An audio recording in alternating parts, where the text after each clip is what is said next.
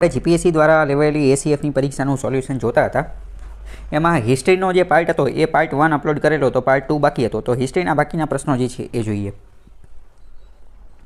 પહેલો પ્રશ્ન કહે છે કે 1946માં જે રોયલ ઇન્ડિયન નેવી મ્યુટિની જે થયેલી હતી, રોયલ ભારતીય નૌસેના નૌકાદળ દ્વારા જે બળવો કરવામાં આવેલો હતો, એની માટે નીચેના વિધાનો જે છે ધ્યાનમાં લો.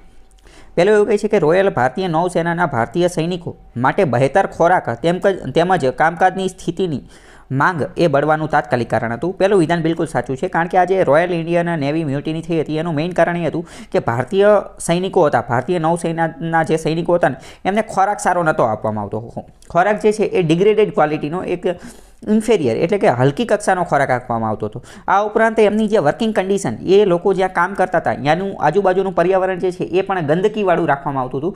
જ્યારે એ જ સમયે અંગ્રેજ સૈનિકો જે હતા ને, અંગ્રેજ સૈનિકોને ખોરાક સારો આપવામાં આવતા હતા અને અંગ્રેજ સૈનિકોને જે રહેવા માટેના ક્વાર્ટર ને એ બધું હોય, એનું પર્યાવરણ ને એ બધું સારું હતું, એમને સ્વચ્છતા ને એ બધું સારું એવું રાખતા હતા. જ્યારે ભારતીયો સાથે ભેદભાવ હતું, એટલે ભારતીયોએ જે છે એ મ્યુટિની બળવો કર્યો. 1857માં પણ જે સૈનિકો સાથે જે ભેદભાવ હતો, આ એવા જ પ્રકારનો ભેદભાવ હતો. પરંતુ અહીંયા તફાવત એ હતો કે આ એના 100 વર્ષ પછીની વાત હતી, અરાઉન્ડ ઓલમોસ્ટ 100 વર્ષ જેટલી પછીની વાત હતી. અને બીજું એ કે ત્યારે આર્મી હતી અને અહીંયા નેવી હતી, એટલે કે નૌસેના હતું. તો પહેલું સાચું છે. ભારતીય રાષ્ટ્રીય કોંગ્રેસ તથા મુસ્લિમ લીગે હડતાલ કરનારાઓની નિંદા કરેલી હતી, એમની નિંદા કરી હતી. ત્રીજા નંબરનું એવું કહે છે કે આ બળવો મુંબઈ ક્ષેત્ર પૂરતો સીમિત હતો.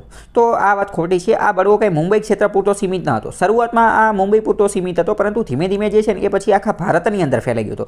ધીમે ધીમે આખા ભારતની અંદર ફેલાઈ ગયો હતો. અને ભારતીય રાષ્ટ્રીય કોંગ્રેસ અને મુસ્લિમ લીગે એની જે છે એ નિંદા કરી હતી. એ વાત પણ સાચી છે. તો આનો જવાબ શું આવશે? 1 and 2. આનો આન્સર શું આવશે? 1 and 2. એ જવાબ જે છે આવશે. આ પ્રશ્ન જે છે ને એ પણ આ લોકોએ જે ઇન્સાઇટનું મેં તમને કીધું હતું ને કે ઘણા બધા પ્રશ્ન અમને ઇન્સાઇટમાંથી જ કોપી કરેલા છે જીપીએસસી વડે. તો આ પ્રશ્ન પણ ઇન્સાઇટવાળાએ મૂકેલો હતો. જો એમાંથી ડાયરેક્ટ બેઠો કોપી કરી દીધો છે કે consider the following statement regarding 1946 royal Indian navy Revolt. અહીંયા ક્વેશ્ચન આ જે છે બધા એ જ મૂકેલા છે. ચલો આપણે થોડું એનું સોલ્યુશન હું તમને સમજાવવાની કોશિશ કરું. શું કહે છે કે the royal Indian navy Revolt, ભારતની અંદર જે બ્રિટિશની નેવી હતી ને એને રોયલ ઇન્ડિયન નેવી કહેતા હતા. અત્યારે ભારતની નેવીને ઇન્ડિયન નેવી કહે છે, પરંતુ આ બ્રિટિશવાળા જે છે એ પોતાની નામની આગળ દરેક વસ્તુની આગળ રોયલ લગાવી દેતા હતા. રોયલ એટલે ઊંચું થોડુંક માન આપવા માટે. Also cold the royal Indian navy મ્યુટિની ઓર બોમ્બે મ્યુટિની. મુંબઈમાં હતો એટલે આને બોમ્બે મ્યુટિની, બોમ્બેનો બળવો પણ કહેવામાં આવે છે. આની અંદર શું કરવામાં આવેલું હતું? તો કે ટોટલ સ્ટ્રાઇક એટલે કે હડતાલ કરવામાં આવેલી હતી. આ જે નેવીના કર્મચારીઓ હતા એમને હડતાલ કરેલી હતી. And subsequent revolt by Indian sailors. અને પછી આગળ જતા ઇન્ડિયન સેલર એટલે શું? તો કે આ નેવીની અંદર કામ કરવાવાળા જે વ્યક્તિ હોય અથવા જહાજ ચલાવવાવાળા વ્યક્તિ હોય, જહાજની અંદર કામ કરવાવાળા કર્મચારી, એને સેલર કહેવાય. તો ઇન્ડિયન સેલર જે હતા ને એમને રિવોલ્ટ બળવો કરેલો હતો. એને રોયલ ઇન્ડિયન નેવી કહેવામાં આવે છે. On board ship and shore established at Bombay harbour. 18 ફેબ્રુઆરી 1946ના રોજ જે છે એ બોમ્બે હાર્બરની અંદર આ આખો બળવો થયેલો હતો. અમુક ઇતિહાસકારો જે છે ને એ આને એવું પણ કહે છે કે last nail on British coffin. કોફિનનો મતલબ શું થાય? કોફિનનો મતલબ આ જે ખ્રિસ્તી ધર્મની અંદર જે લાશ જેની અંદર રાખવામાં આવે ને એ. તો બ્રિટિશ રૂલ જે હતું, બ્રિટિશ કોલોનિયલ રૂલ, ભારતની અંદર જે એમને સ્થાપના કરેલી હતી, ભારતને જે ગુલામ બનાવેલું હતું, તો એની ઉપર છેલ્લો ખિલ્લો મારવાનું કામ જે છે ને, છેલ્લો ખિલ્લો મારવાનું કામ, નેઇલ એટલે ખિલ્લો, એ આ રોયલ ઇન્ડિયન નેવીનો જે બળવો હતો મ્યુટિની એણે કરેલો હતો. તો અમુક વાર પ્રશ્ન પૂછાઈ જાય કે કારણ કે આ પણ ઘણી બધી વાર પ્રશ્ન પૂછાઈ ગયો છે કે લાસ્ટ નેઇલ કોફિન ઉપર, બ્રિટિશ રૂલના કોફિન ઉપર જે છેલ્લો પ્રહાર જે છે એ કયો હતો? તો એ આ રોયલ ઇન્ડિયન નેવીનો બળવો હતો. વાઇલ ધ ઇમિડિયેટ ટ્રિગર, તાત્કાલિક કારણ શું હતું આ બળવા પાછળનું? તો કે better food and working condition. કારણ કે ભારતીય સૈનિકોને, ભારતીય નેવીના સૈનિકોને ખોરાક ખરાબ આપતા હતા અને વર્કિંગ કન્ડિશન એમની સારી ન હતી, એટલે એમને એજિટેશન, એની વિરુદ્ધ જે છે બળવો કરેલો. તો કે સારું ખાવાનું આપો અને સારું જે છે રહેવાની સુવિધાને એ બધું જે છે એ સારું આપો. પછી આગળ જતાં જે છે એ આખો બળવો જે છે ને એ ઇન્ડિપેન્ડન્સ, બ્રિટિશ સામ્રાજ્યથી અમારે સ્વતંત્રતા જોઈ છે એની અંદર આખું જે છે એ એમાં સમય ગયું હતું. શરૂઆતના સમયની અંદર મુંબઈની અંદર, બોમ્બેની અંદર વાત કરીએ તો the Revolt spread and found support through out British India. શરૂઆતમાં મુંબઈમાં શરૂઆત થઈ, પરંતુ ધીમે ધીમે બધે જ ફેલાઈ ગયો. આખા બ્રિટિશ ભારતની અંદર, કરાચીની અંદર, કલકત્તાની અંદર બધે જે છે એ ફેલાઈ ગયો. Mutiny was repressed by with force. અને બ્રિટિશરો જે હતા, બ્રિટિશરો એમને શું કર્યું? આ આખા બળવાને દબાવી દેવા માટે જે છે એ બ્રિટિશ ટ્રૂપ્સ, બ્રિટિશ સેનાનો ઉપયોગ કર્યો. રોયલ નેવીના વોરશિપ્સ જે યુદ્ધ જહાજો હતા એ બધાનો ઉપયોગ કર્યો. અને મતલબ કે હિંસાનો, બળનો ઉપયોગ કર્યો. અને આ આખા બળવાને ડામી દેવાની કોશિશ કરી. આખા ભારતની અંદર વાત કરીને તો ભારતની અંદર માત્ર કમ્યુનિસ્ટ પાર્ટી જે હતી ને, કમ્યુનિસ્ટ પાર્ટી એણે તો ખાલી આ સ્ટ્રાઇકર્સ હડતાલ કરવાવાળા લોકો હતા ને એનો સપોર્ટ કર્યો હતો. બાકી ઇન્ડિયન નેશનલ કોંગ્રેસ અને મુસ્લિમ લીગ બંને જે છે એ આ હડતાલ કરવાવાળા જે નેવીના સૈનિકો હતા એની નિંદા કરેલી હતી. કોંગ્રેસ હતી અને મુસ્લિમ લીગે બે જે છે નિંદા કરી હતી. શરૂઆતના સમયગાળાની અંદર જે આ અરુણા આસફ અલી અને બીજા અમુક નેતાઓ જે છે ને એમને આ બળવાની જે છે એ સપોર્ટ કર્યો હતો, પરંતુ પછી આગળ જતાં જે બીજા નેતાઓ હતા એમને આની નિંદા કરી હતી. આગળનો બીજો પ્રશ્ન જોઈએ તો નીચેના વિધાનો ધ્યાનમાં લો. તેણીએ ભારતના સૌપ્રથમ મહિલા શિક્ષક તરીકે ગણવામાં આવે છે. તેણી તથા તેમના પતિએ એ બાબતોને અનુમોદન આપ્યું હતું કે શિક્ષણ એ એક મુખ્ય તખતો છે કે જેના દ્વારા મહિલાઓ અને દલિત વર્ગનું સશક્તિકરણ થાય છે, એમ્પાવરમેન્ટ મહિલાઓનું અને દલિત લોકોનું. તેણી સત્યશોધક સમાજ સાથે સંકળાયેલા હતા. તો આમાંથી કોણ હોઈ શકે? તો આ બધામાંથી જવાબ આવશે સાવિત્રીબાઈ ફૂલે. સત્યશોધક સમાજ જે છે એની સ્થાપના જ્યોતિબા ફૂલેએ કરેલી હતી. કોણે? જ્યોતિબા ફૂલે. અને જ્યોતિબા ફૂલે જે છે એમના પત્નીનું નામ હતું સાવિત્રીબાઈ ફૂલે. અને સાવિત્રીબાઈ ફૂલે જે છે એ ભારતના સૌપ્રથમ મહિલા શિક્ષક માનવામાં આવે છે. એમને મહિલાઓના એજ્યુકેશન, વિમેન એજ્યુકેશન માટે ઘણું કામ કરેલું હતું. પૂનાની અંદર, મહારાષ્ટ્રની અંદર અને સમગ્ર ભારતની અંદર એ પણ કહી શકાય કે મહિલાઓ માટેની પ્રથમ સ્કૂલ જે છે એ સાવિત્રીબાઈ ફૂલેએ કરેલી હતી. આની વિશે મેં તમને ઘણી બધી વાર વાત કરેલી છે અને કીધેલું છે કે આ એક્ઝામિનર્સ ફેવરિટ ટોપિક છે. વારંવાર આ પ્રશ્ન પૂછે છે. જીપીએસસી એ 2 થી 3 વાર આ પ્રશ્ન પૂછેલો છે. આખી સ્ટોરી જે છે મેં તમને સમજાવેલી છે કે કઈ રીતે એમને આ સત્યશોધક સમાજ શું છે એ પણ મેં તમને કીધેલું છે. અને જે જ્યોતિબા ફૂલે જે છે એમને એક પુસ્તક પણ લખેલી છે ગુલામગીરી. અને ગુલામગીરી પુસ્તક શું છે એની અંદર શું કન્ટેન્ટ છે એ પણ મેં તમને કીધેલું છે, કારણ કે આની અંદર બધી એટલી ખતરનાક વસ્તુ આપેલી છે. જાતિ વ્યવસ્થા, વર્ણ વ્યવસ્થાનું બહુ જ ખતરનાક લેવલનું જે છે એ એનાલિસિસ આમાં કરેલું છે. કારણ કે તમને ખ્યાલ હશે કે જાતિ વ્યવસ્થા, વર્ણ વ્યવસ્થા જે છે એમાં એવું કહેવામાં આવે છે કે જે બ્રાહ્મણો જે છે એ બ્રહ્માના મોઢામાંથી પેદા થયા, પછી ક્ષત્રિયો જે છે એ આ હાથમાંથી બાહુમાંથી એવી રીતે, પછી જે શૂદ્ર લોકો જે છે એ પગમાંથી એવી રીતે. તો એ બધી વસ્તુનું જે છે એ ડિટેલમાં એનાલિસિસ જે છે ગુલામગીરીની અંદર કરેલું છે. એની ભાષા, એની લેંગ્વેજ અને એની અંદર જે તર્ક ને એવું બધું આપેલું છે ને એ બહુ ખતરનાક છે. કદાચ અત્યારના સમયે પણ તમે આ ગુલામગીરી પુસ્તક વાંચો તો તમને એવું લાગે કે આ કેટલો કટાક્ષ અથવા તો કેટલું જોરદાર જે લેખનની અંદર કે લખવાની જે શૈલી જે છે, જે પેન જે છે, પેનની અંદર કેટલી તાકાત જે છે એ તમને જોવા મળે. અને એ સમયે એ એટલું વિરોધવાળી વસ્તુ લખવી તો બહુ ખતરનાક કહેવાય કે જે સમયે જે જાતિવાદ જે છે એ ચરમસીમાએ હતો ત્યારે. ઓકે, અત્યારે આગળ ઘૂસીએ. 19મી સદીના પ્રારંભમાં પોલીગર બળવાના મૂળ શેમાં હતા? તો પોલીગર બળવો એક થયેલો હતો. તો એના મૂળ મુખ્યત્વે અંગ્રેજો વિરુદ્ધમાં જેટલા પણ બળવા થતા હતા એ બધાનું મોટા ભાગનું એક કારણ શું હતું? તો કે દમનકારી મહેસૂલ પ્રણાલી, જમીન મહેસૂલ પ્રણાલી, રેવન્યુ સિસ્ટમ જે હતી ને, લેન્ડ રેવન્યુ સિસ્ટમ, એમાં અંગ્રેજો શું કરતા હતા? દમન કરતા હતા, ખૂબ જ દબાવતા હતા આપણને, ખેડૂતોને નહીં બધાને, એમની ઉપર જે છે એ જુલમ ગુજારતા હતા. તો જવાબ એનો બી આવશે. અહીંયા પણ જો તમે જોઈ શકો છો આ પ્રશ્ન જે છે એ પણ ઇનસાઇટની અંદરથી જ લીધેલો છે. જો the Poligar revolt of early 19th century was rooted oppressive land revenue system, એ પણ એની અંદરથી લીધેલું છે. પોલીગરની થોડી વાત કરીએ અને પોલીગર વોર્સ વિશે, એને ઘણી બધી વાર પલ્લૈયાકાર વોર્સ પણ કહેવામાં આવે છે. કોની વચ્ચે થયેલો હતો? તો કે પોલીગાર લોકો હતા. એ પોલીગાર લોકો ક્યાંના હતા? તો કે તિરુનવેલી કિંગડમ હતા. તિરુનવેલી કિંગડમ કે જે તમિલનાડુની અંદર આવેલી હતી, ત્યાંના લોકો હતા. અને બ્રિટિશ ઈસ્ટ ઇન્ડિયા કંપનીની વિરુદ્ધમાં થયેલો હતો. 1799 થી 1805ની વચ્ચે જે છે એ થયેલો હતો. અને આ બળવાનું મેઇન કારણ શું હતું? તો કે pending tax oppressive land revenue system. અંગ્રેજોએ આ પોલીગાર લોકો પાસેથી ટેક્સ, જે કર જે છે એ વસૂલવાનો બાકી હતો, જૂનો કર વસૂલવાનો બાકી હતો. એટલે અંગ્રેજોએ આ જૂનો પેન્ડિંગ ટેક્સ, જૂનો કર વસૂલવા માટે જે છે ઓપ્રેસિવ મેજર્સ, એટલે કે ખૂબ જ બળજબરીપૂર્વક જે છે એ મહેસૂલ રેવન્યુ સિસ્ટમ, રેવન્યુ ઉઘરાવાનું જે છે શરૂ કર્યું. તો એની વિરુદ્ધમાં આખો બળવો જે છે એ થયેલો હતો. The British finally one. પછી બ્રિટનની તો બ્રિટિશરોની જીત થઈ હતી. એમની જીત જ થઈ કારણ કે એમની પાસે હથિયારોને બધું સુપીરિયર હતું. આપણી અંદર તો એકતા ને એવું બધું હતું નહીં, એટલે એમની જીત થઈ હતી. After carrying out gruelling projected jungle campaigns against the Poligar armies and finally defeated them. અંગ્રેજોની આની અંદર જીત થઈ હતી. The British victory over the polygar brought a large part of the territories of બ્રિટિશરોની આ પોલીગાર બળવાની અંદર જીત થઈ હતી. એના કારણે શું થયું હતું? એના કારણે તમિલનાડુનો મોટા ભાગનો વિસ્તાર જે છે ને એ બ્રિટિશ કંટ્રોલ અંતર્ગત આવી ગયેલો હતો. એક રીતે તમને ખ્યાલ હશે કે બ્રિટિશરો ભારતની અંદર આવેલા હતા, બરાબર. તો એમને તો પહેલાં સુરતની અંદર જે છે એ ફેક્ટરી નાખેલી હતી, પહેલાં એક કારખાનું નાખેલું હતું. અને પછી ધીમે ધીમે જે છે એ ભારતની અંદર રૂલ એટલે કે શાસન કરવા લાગ્યા હતા. અને શાસન કરવાની એ વાત કરીએ ને તો સૌથી પહેલાં તો એમને પ્લાસીનું યુદ્ધ જીતા હતા. અને પ્લાસીનો એરિયા જે છે ને એ ખાલી બંગાળનો એરિયા જે છે ને એ એમના કબજામાં હતો.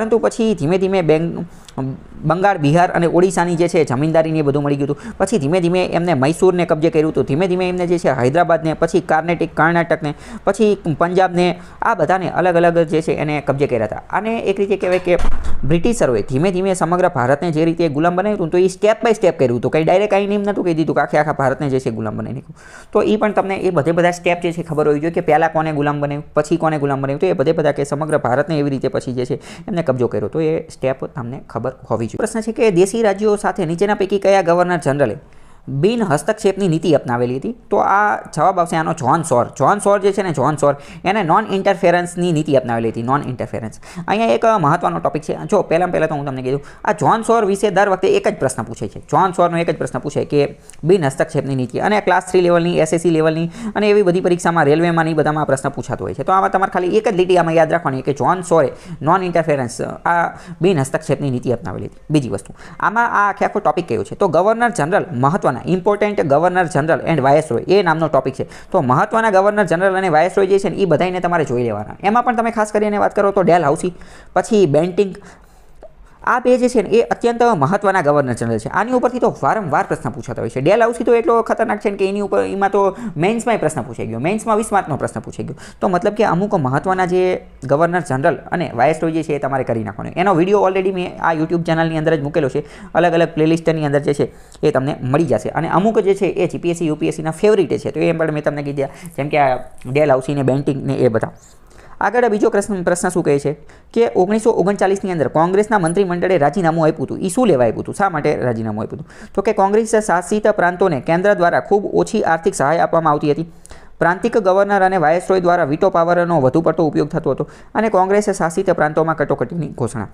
ભારતના અભિપ્રાય લીધા વિના ભારતને બીજા વિશ્વયુદ્ધમાં પક્ષકાર તરીકે ઘોષિત કરવું. આનું મેઇન કારણ જે છે ને એ ડી હતું કે ભારતનો, આ 1939ની વાત છે, 1938ની અંદર જે છે ને એ બીજું વિશ્વયુદ્ધ ચાલુ થયું હતું અને 1942ની આજુબાજુ જે છે એ પૂરું થયું હતું. તો 1938ની અંદર જે છે એ બ્રિટન જે છે એ બીજા વિશ્વયુદ્ધની અંદર સામેલ થઈ ગયું હતું. એટલે બ્રિટનના જે મિત્ર રાષ્ટ્રો હતા ને એ બ્રિટન ઉપર દબાણ કરતા હતા કે તમે જે છે હવે આ યુદ્ધની અંદર જીતી શકાય એવું કંઈક કરો. તો બ્રિટિશરોએ શું કર્યું? બ્રિટને ભારતનો અભિપ્રાય લીધા વિના ભારતને જે છે એ બીજા વિશ્વયુદ્ધમાં જે છે એ છોડી દીધું. એટલે કોંગ્રેસવાળા લોકોને મજા ન હોય કે અમને આ મંત્રીને એવું બધું બનાવ્યા છે, કારણ કે કોંગ્રેસ, બ્રિટિશ ગવર્મેન્ટે ભારતની અંદર શું કર્યું હતું? કોલોનિયલ ગવર્મેન્ટે ધીમે ધીમે ભારતીય લોકોને સત્તા આપવાની ચાલુ કરી હતી, મંત્રીમંડળને એવું બધું બનાવ્યું હતું. તો 1939માં કોંગ્રેસના મંત્રીમંડળે કીધું કે તમે અમને મંત્રી બનાવ્યા છે, પણ અમને તમે પૂછતા તો નથી. બીજા વિશ્વયુદ્ધમાં અમને પક્ષકાર તરીકે જોડી દીધો, પણ અમને પૂછ્યું નહીં, અમારો અભિપ્રાય ન લીધો. એટલે પછી જે છે એ બધાએ શું કર્યું? રાજીનામું આપ્યું. આ જવાબ ડી આવશે. તમને જાણીને નવાઈ લાગશે કે આ પ્રશ્ન ઓલરેડી UPSCની અંદર પૂછાઈ ગયો છે. UPSCની જે 2012ની જે પરીક્ષા હતી ને એની અંદર આ પ્રશ્ન પૂછાઈ ગયો છે. એટલે હું તમને દર વખતે કહું છું કે PYQ is most important. Previous year question paper જે છે એ ઘણા જ મહત્વના છે. ખાલી આ પેપરની જ વાત કરીએ ને તો ખાલી તમે છેલ્લા 10 વર્ષના GPSC, UPSC અને અલગ અલગ સ્ટેટ PCSના PYQ કરીને ગયા હોય ને તો તમારે ઘણું બધું જે છે એ કામ થઈ જાય. જો the Congress ministries resigned in the 7 provinces in 1939. 1939માં એમને રિઝાઇન કર્યું. શા માટે? જોકે UPSCમાં જે પ્રશ્ન પૂછાયેલો હતો ને એમાં તો આ 1, 2, 3 અને 4 ચાર અલગ અલગ વિધાન આપેલા હતા, પણ અને એનો જવાબ જે છે એ નન ઓફ ધ અબવ આવતો હતો. એકમાં ઉપરનામાંથી એક પણ નહીં, કારણ કે ઉપર જે કારણ એ બધા અલગ અલગ હતા. મેઇન કારણ શું હતું એ મેં તમને ઓલરેડી કહી દીધું કે એમને જે છે એ બીજા વિશ્વયુદ્ધમાં એમની મરજી વગર જે છે એ છોડી દીધું હતું. એ એમનું મેઇન કારણ હતું. આગળનો પ્રશ્ન જોઈએ તો ભારતીય રાષ્ટ્રીય કોંગ્રેસના નેતાઓ ક્રિપ્સ મિશનની દરખાસ્તોથી શા માટે સંતુષ્ટ ન હતા?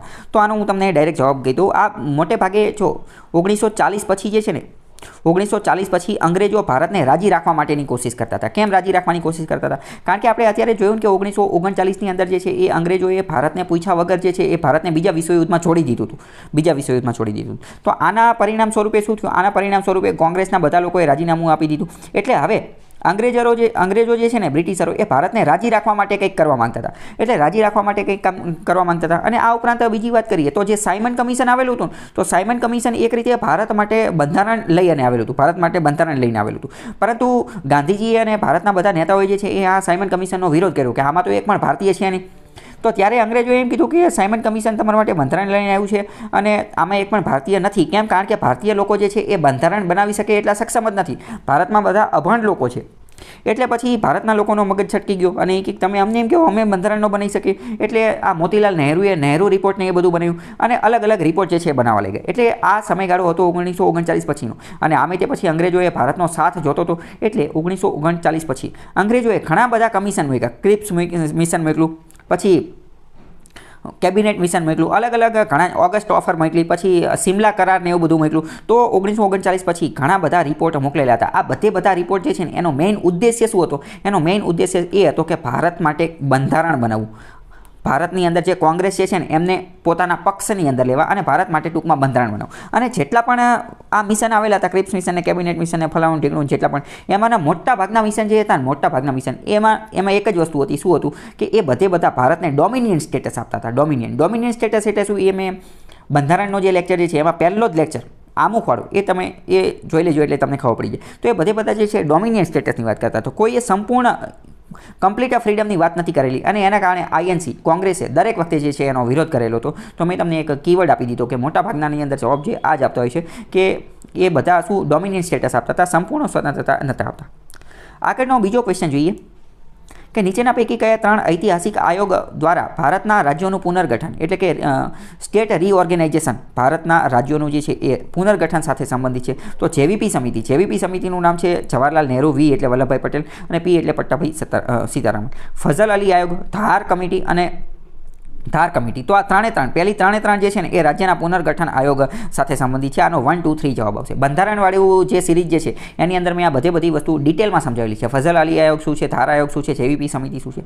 અને અહીંયા તમને જાણીને નવાઈ લાગશે કે આ પણ જીપીએસસીનો જે છે એ ફેવરિટ ટોપિક છે. દર વખતે તમે જીપીએસસીનું તમે પેપર જોશો તો તમે ખ્યાલ આવશે. આખા ટોપિકનું નામ શું છે? ટોપિકનું નામ છે સ્ટેટ રીઓર્ગેનાઇઝેશન એક્ટ અથવા તો ભારતીય રાજ્યોનું પુનર્ગઠન. એ એમ લક્ષ્મીકાંતની જે સિરીઝ જે છે એની અંદર મેં બધું ડિટેલમાં સમજાવેલું છે. તો આમાંથી દર વખતે જીપીએસસી એકાદો પ્રશ્ન તો પૂછે જ છે. તો આની અંદર જવાબ 1, 2, 3 આવશે.